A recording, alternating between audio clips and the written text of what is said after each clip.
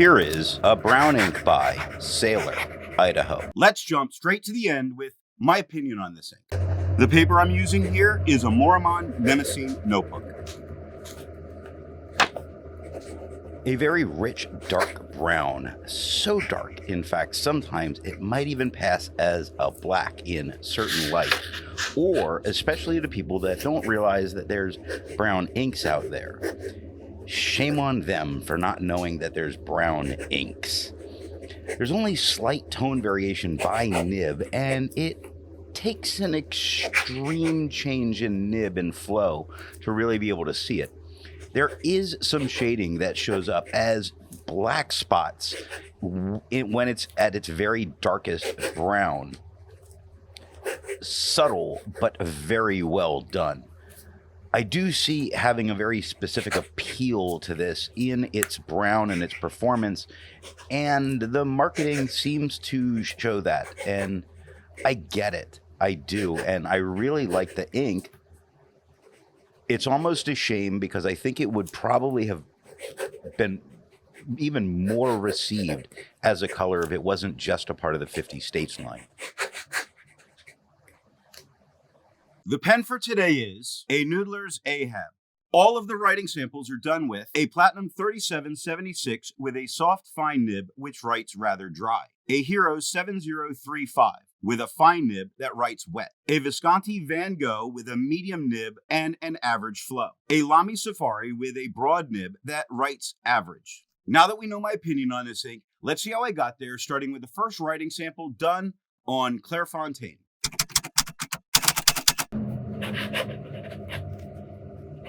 Looking at the soft fine nib, we get a nice darker brown. We get no feathering, we get no spread, we do get shading. Look at knowing on the first line where it's dark at the beginning and it lightens up through the middle, darkens up again at the end, where that starts light, gets dark at the H, lightens at the A, dark again at the T.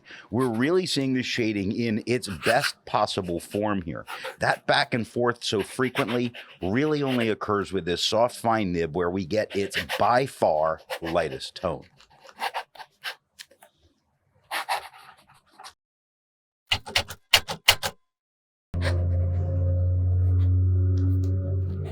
Looking at the wet fine nib, it is a whole lot darker than it was with the soft fine. There is no feathering, there is no spread, there is shading, though you have to look for those dark spots that show up, the black spots on letters that is there with this very dark brown. Look at the word hands on the first line. The H and the D, black, where the rest is a dark brown around it. Underneath it, soon, the bottom of the S, a nice black spot, where Ben, directly underneath that, is a black to brown. The top of the B, very dark as compared to the rest of the word, which I'm hoping comes through on camera, but I definitely see it in person.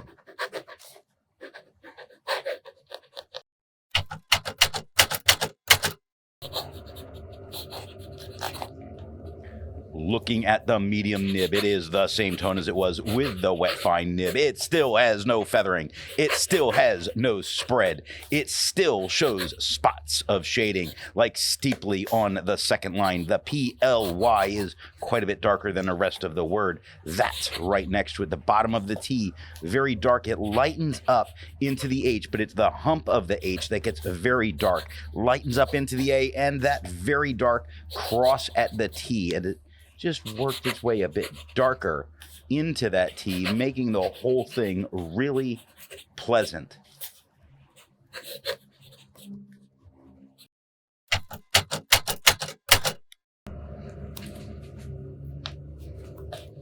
Looking at the broad nib, it is the same tone as it was with the medium. There's still no feathering. There's still no spread. There's still shading. Now, this shows off the brown as a brown a little bit better. The darker, the wider lines really help it. You see it on A and corner.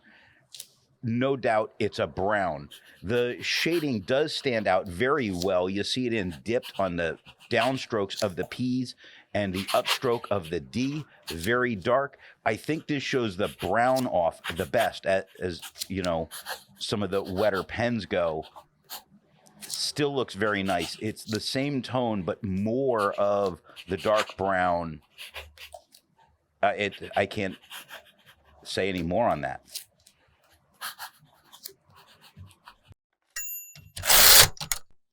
Looking at the back of the page, we get no bleeding and no ghosting. Like most inks, this one comes in a bottle. This is how the Pilot Custom 823 fits. And here is the Pelican M1000. Here's the ink level when you can no longer fill a Lamy Safari. There is approximately 7 milliliters of ink left. The next writing sample is done in a Portage reporter's notebook.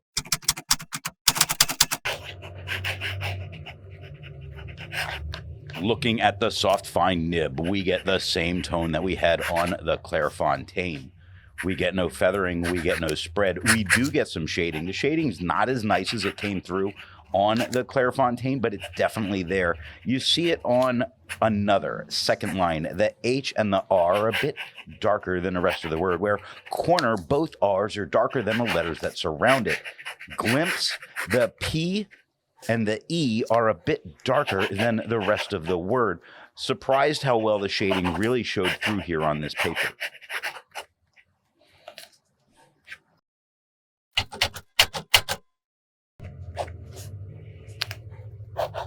Looking at the wet fine nib, it is darker than it was with the soft fine. It is the same tone as it was on the Clairfontaine. There is no feathering. There is no spread. There's no shading. It's the dark brown the whole way through. We don't get any of that spotting of black in where it would have, where you back over a letter a second time. Not there. Just a beautiful dark brown.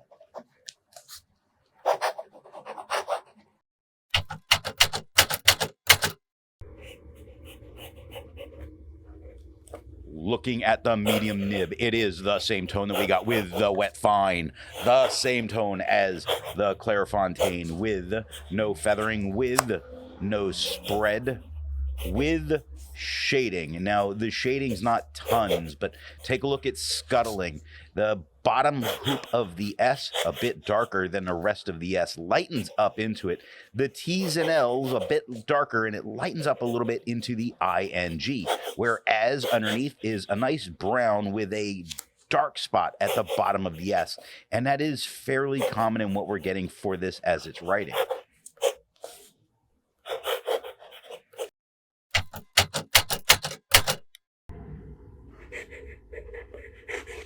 Looking at the broad nib, it is the same tone that we got on the medium, the same tone as the Clairfontaine, with no feathering. My bad, I just saw it. Just a tiny bit on the T of into on the third line. I don't think the writing sample caught up to me on this part yet. There's a tiny bit of feathering, and that's the only spot that I'm seeing it. It just drew me right there all of a sudden. There's no spread going on. There is a little bit of shading happening. You see it on suddenly on the D's and the Y. You see it on open where the drop of the P touched the H from the fourth line.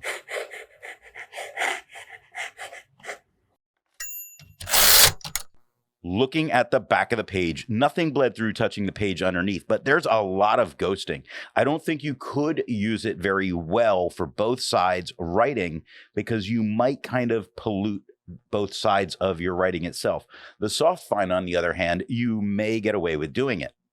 There's a lot to learn by doing multiple chromatographies. The one on the left is immediately put into water for 10 to 15 seconds. The one on the right, marked with a D, is let dry for 10 minutes before putting it into water.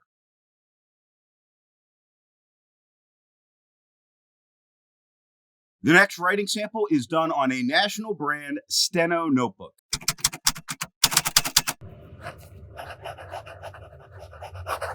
Looking at the soft fine nib, it is a bit darker than it was with the Clairfontaine.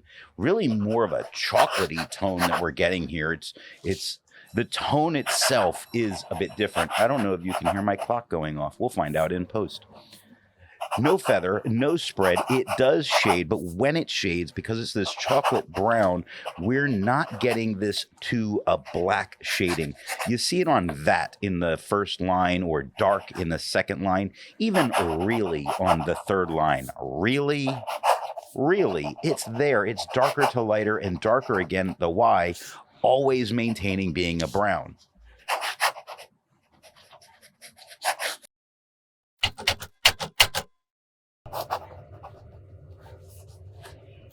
Looking at the wet fine nib, it is quite a bit darker than it was with the soft fine, lighter than it was on the Clairfontaine.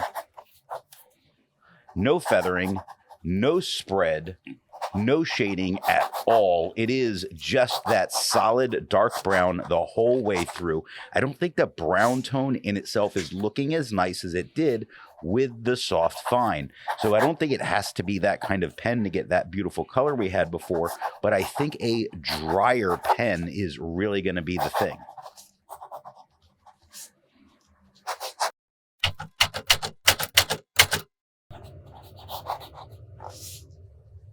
Looking at the medium nib, we get the same tone as the wet fine. We get lighter than on the Clairfontaine. How do I forget where I'm going on some of these things? Like I haven't filmed enough. We get no feathering. We get no spread. We get a couple of spots of shading, more that words in themselves are different tones. Look at drawn on the second line compared to inside directly underneath it. The inside is just a little bit darker than drawn was.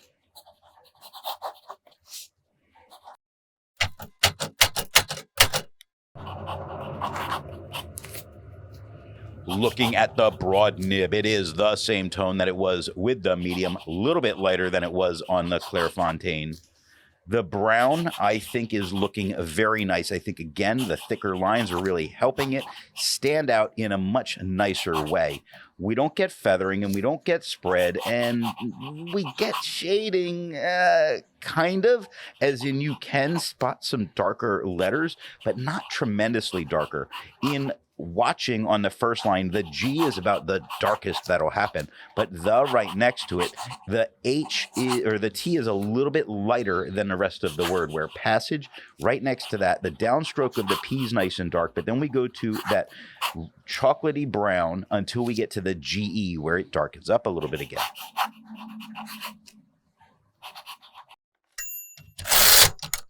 Looking at the back of the page, nothing bled through touching the page underneath, and I don't think the ghosting's too bad. You could likely write back here and be able to read both without a problem. Resistance tests are done to see how this ink can be expected to perform on the page, and more importantly, how hard it may be to clean from your pen. The smear is allowed to dry for 3 days before testing it. The highlighter is on the top left, pen flush is on the top right, 1/3 bleach solution is on the bottom left, and water is on the bottom right. The next writing sample is done in a Rhodia notebook.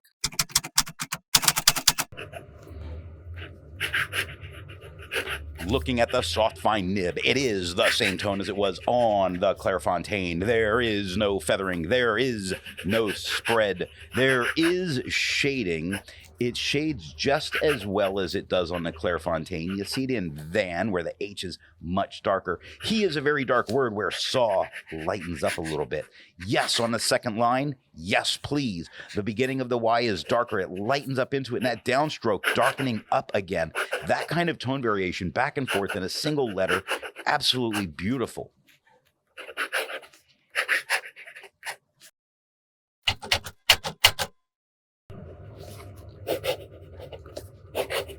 Looking at the wet fine nib, it is quite a bit darker than it was with the soft fine, the same tone as the Clairfontaine. We get no feathering. We get no spread.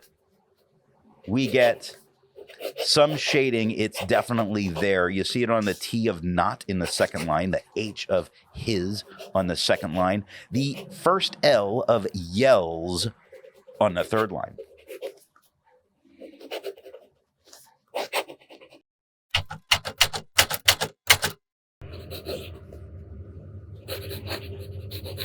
Looking at the medium nib, It is the same tone as the wet fine nib, same tone as the Clairfontaine. I think the slight off, it's not as pure a white paper, makes it appear more brown, just as dark.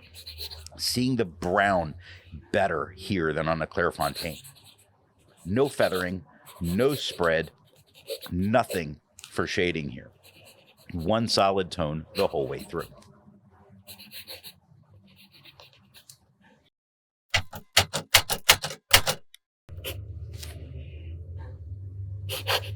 Looking at the broad nib, it is the same tone that we got with the medium, the same tone as the Clairfontaine. We get no feathering, we get no spread, we get shading, and it shades as well as it did on the Clairfontaine. You see in the T of struck is a bit darker than the rest, but then the up and the up then down of the K a bit darker, but not the rest of the K. On into the T is quite a bit darker, so it's really those letters where you get to back over themselves that you can predict the shading area showing up.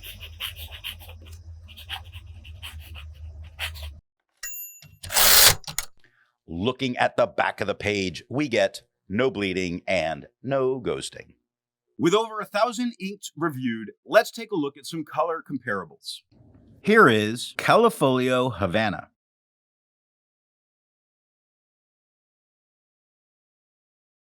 Here is Diamine Raw Sienna.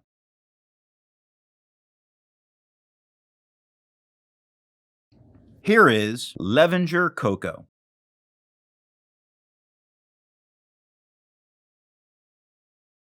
Here is Robert Oster Khaki.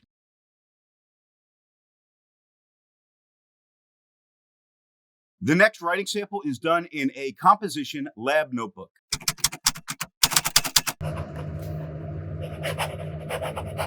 Looking at the soft fine nib, it is a little bit lighter and flatter than it was on the Clairfontaine. We get no feathering, we get no spread. One of the reasons I really like this very inexpensive paper, it just seems to generally do so well with fountain pens. We get a couple of spots maybe of some shading, but it's not a standout thing. And with that, I'm not, on calling it shading. I can only see a couple of areas that are a little bit darker, like the P's have slipped on the first line or the T of not on the third line.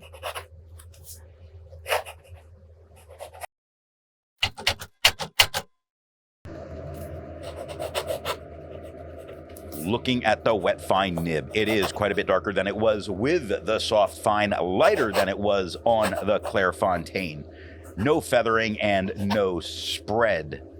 Yes, it does shade here. You see it in Delightedly on the second line. There's really a lot of back and forth between some of the lighter and darker tones of this ink, though the lighter kind of shows up a little bit, like the L to L-I-G. The I is a little bit lighter, the G gets darker, and then it lightens up into the bottom of the G, becoming dark again at the H. It's the light letters that stand out opposed to the dark letters here.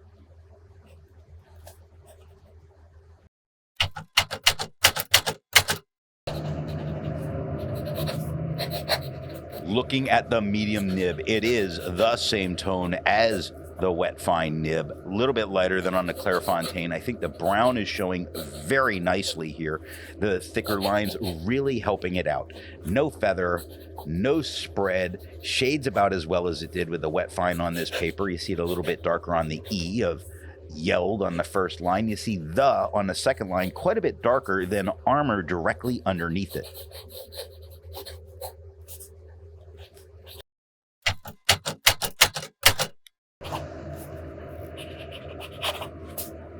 Looking at the broad nib, it is the same tone as the medium, bit lighter than it was on the Clairfontaine. Unfortunately, it does have some feathering. You see it on hither and thither on the second line, getting on the third line. The spread, there is no spread. The shading, there's a little bit of shading. You see it in cursed on the SE in the beginning of the D. On the hither, the TH, where it gives a little bit of feathering, it also shows some shading, where thither, The second TH shows shading where there's feathering, but the first TH doesn't have the feathering. So I can't say exactly what caused it because I only have those 3 spots the feathering occurred, but it was there.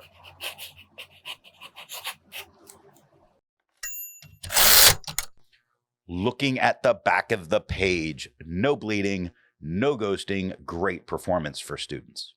While it's nice to see color comparables, I prefer to see an ink that complements the color on the page. Here is a pink ink by J.R.R. Bouquet Danton. Here is a green ink by 3 Oysters, Black Moss. Here is an orange ink by Krishna Sunburst. Here is a blue-black ink by Aurora Blue Black. The last writing sample is done on 20-pound copy paper.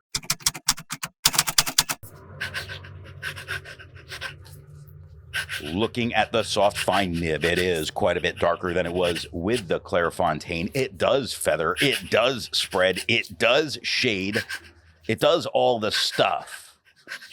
It doesn't look horrible as a tone on the page. I think the feathering and the spread that both occur are not the end of the world for here. So when it comes to copy paper, really your drier, finer nibs are going to be the way to go in order to use an ink and be able to enjoy it entirely.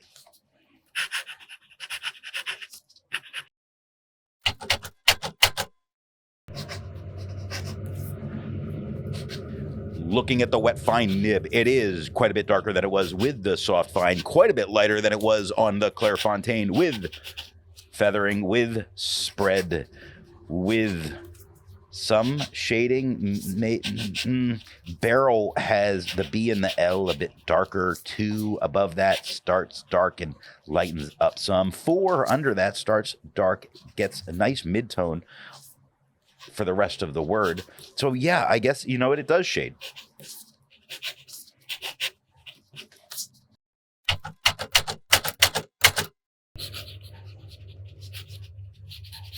Looking at the medium nib, it is the same tone as the wet fine nib. It does feather, it does spread almost to a broad. The feathering and the spread are not horrible. All the way up through here so far, it has really not been bad. Even with the feathering and the spread, I can completely see using it. This particular medium here, I'm not getting any shading going on, just a darker brown. I don't think this is the best showing for this ink in this combination.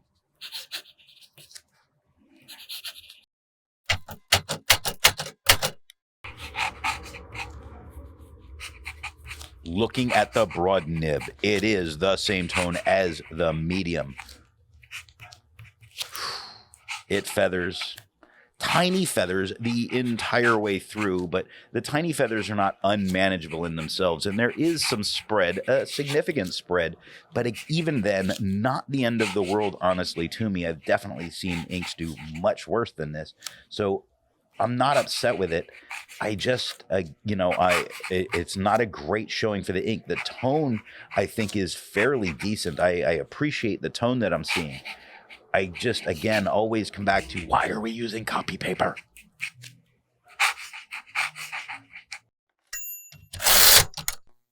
Looking at the back of the page, we see that the medium and the wet fine both had spots that bled through touching the page underneath. Not like it completely ruined those pages. It's just that it's spotted through. When we see the back of the page, it's clear why this happens, because this we could call extreme ghosting. So what nib and pen do I think are going to give the best writing experience with this ink? The paper I'm using here is yellow Rhodia paper. With the exception of a dry, soft, fine, or just really from what I use, there's really no difference in this. And it performs equally well in every pen, so it is a dealer choice. I was very pleased with this in the Ahab specifically, as it was easy for me to really control when I wanted the shading because of how kind of predictable it did it. So that's not always common with ink, but here I could predict it and make it happen when I wanted it to happen just after one day of writing. Unfortunately, it's not something that I was able to know before doing the writing samples. I hope you got something out of this video, and if you're not subscribed, I would invite you to do so now.